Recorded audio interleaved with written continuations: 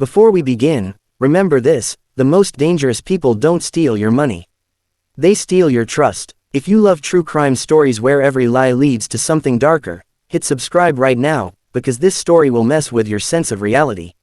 Now let's rewind. It's 1987, California. A young man named Adrian Vale steps off a bus wearing a tailored suit, holding a briefcase that's completely empty. He looks like success, but he's broke, desperate, and addicted to deception. At just 21, Adrian had already mastered one thing: making people believe he was more than he really was. He could smile his way into anyone's life, and he was about to find his biggest opportunity yet: a wealthy widow named Margaret Doyle. Margaret owned a huge estate just outside Los Angeles. She had money, land, and most importantly, a kind heart.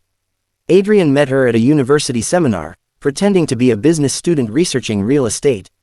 His charm worked like a spell. Within months, she invited him to stay in her guest house, until he found his footing. But the truth: he wasn't looking for footing. He was digging for fortune.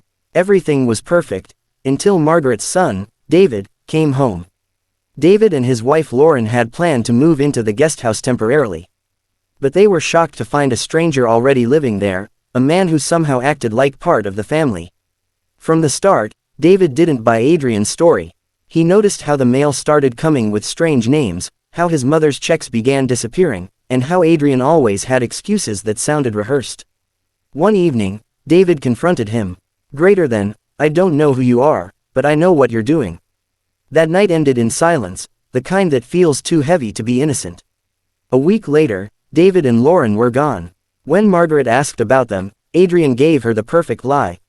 They were recruited by the government for a confidential mission overseas. And somehow, she believed him.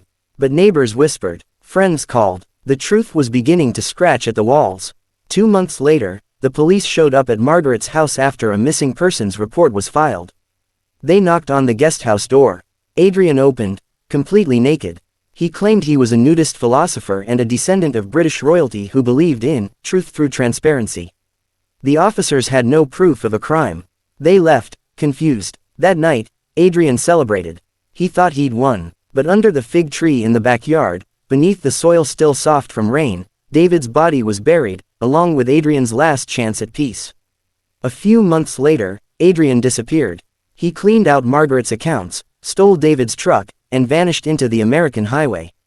The kind woman who once trusted him never saw him again. By 1991, Adrian had a new name, Edward Langston, and a new identity. He arrived in Connecticut, pretending to be a TV producer who worked on one of Alfred Hitchcock's shows. He was convincing, too convincing. Within months, he'd talked his way into a mortgage broker job, then a Japanese finance firm, eventually rising to vice president. He had no degree, no background, just charm. But con artists always make one mistake. In 1993, he sold the truck he'd stolen from David. The new owner tried to register it, and it came back flagged as belonging to a man missing for years. That single mistake cracked open his entire past. Detectives began asking questions, and before they could close in, Adrian vanished again, after telling his coworkers that his family had been kidnapped in Pakistan. They believed him. He was that good. For years, nothing. Then in 1997, he reappeared in New York City, reborn as Alexander Rockwell, a supposed heir to the legendary Rockefeller family. He dressed in expensive suits, drove luxury cars, attended elite churches, and hosted fundraisers. People didn't question him, they worshipped him. He married a beautiful Harvard graduate named Clara Benson, and together they had a daughter. For a decade, he lived like royalty: vacations, interviews, art auctions. Every lie layered perfectly over the last. Until the cracks showed. By 2006, Clara's gut told her something was wrong. Documents didn't add up, stories changed, so she hired a private investigator. The report came back clear and cold. Your husband doesn't exist. There is no Alexander Rockwell. Clara's world collapsed. She filed for divorce immediately. During the settlement, she offered him $900,000 to give up custody of their daughter. He accepted, chasing the money like he always did. But greed fades fast when loneliness sets in. 2 years later, he realized money couldn't replace control. And that's when he planned his final crime. 2008, Boston. During one of his supervised visits, Adrian walked down the street holding his daughter's hand, with a social worker beside them. Suddenly, a black SUV screeched to a halt. He shoved the social worker to the ground, lifted his daughter, and jumped inside. The SUV sped off, vanishing into traffic. Within hours, the FBI was on his trail. His photo flooded every screen in America. Fake Rockefeller abducts own child. And this time, he had nowhere to run. A Baltimore real estate agent recognized him, the same man who'd bought a townhouse under a fake name just weeks earlier. Authorities surrounded the property, and after 20 years of lies, the man who sold his own story was finally caught.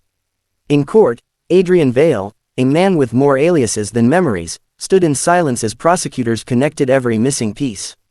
The couple in California, the fake jobs, the stolen truck, the false Rockefeller identity, everything led back to him. He was found guilty of murder, kidnapping, and fraud. Sentence: 27 years to life. When a reporter asked if he regretted anything, he smiled and said, "Only that I didn't think bigger." Even in chains, he was still pretending. And that's the story of Adrian Vale, the man who sold his own lies until the truth came knocking.